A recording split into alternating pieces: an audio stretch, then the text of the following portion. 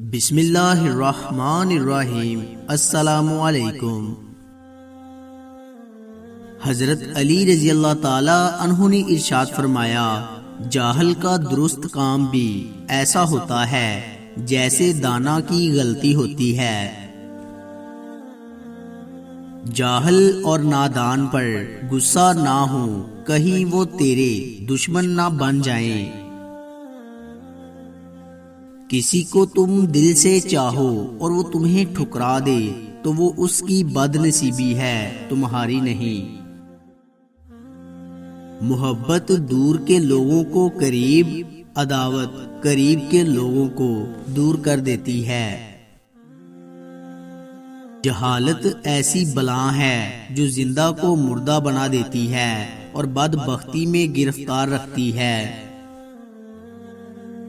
دوستی اور محبت ان سے کرو جو نبھانا جانتے ہوں، نفرت ان سے کرو جو بلانا جانتے ہوں، اور غصہ ان سے کرو جو منانا جانتے ہوں۔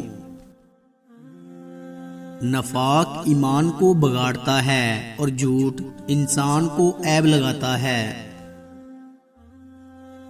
جسم ایک دکان ہے اور زبان اس کا تالا ہے، جب تالا کھلتا ہے تو معلوم ہوتا ہے کہ دکان سونے کی ہے یا کوئلے کی۔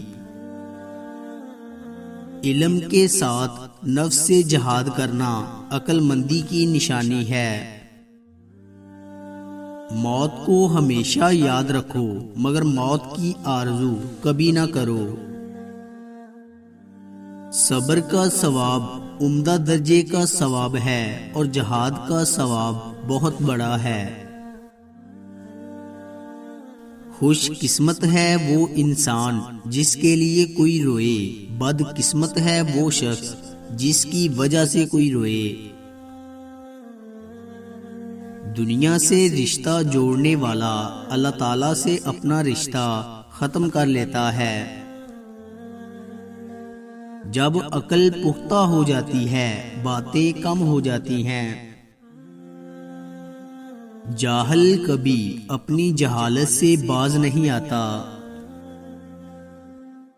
انسان کی زینت عقل سے ہے، اس کا مرتبہ اس کی ہمت کے موافق اور اس کے کام اس کے دل کے مطابق ہوتے ہیں۔ بوڑھے کی رائے مجھے جوان کی ہمت سے زیادہ پسند ہے۔ ایک روایت میں یوں ہے کہ بوڑھے کی رائے مجھے جوان کے خطرہ میں ڈٹے رہنے سے زیادہ پسند ہے۔ یہ دنیا ایک مقرر وقت تک رہے گی اور آخرت ہمیشہ تک۔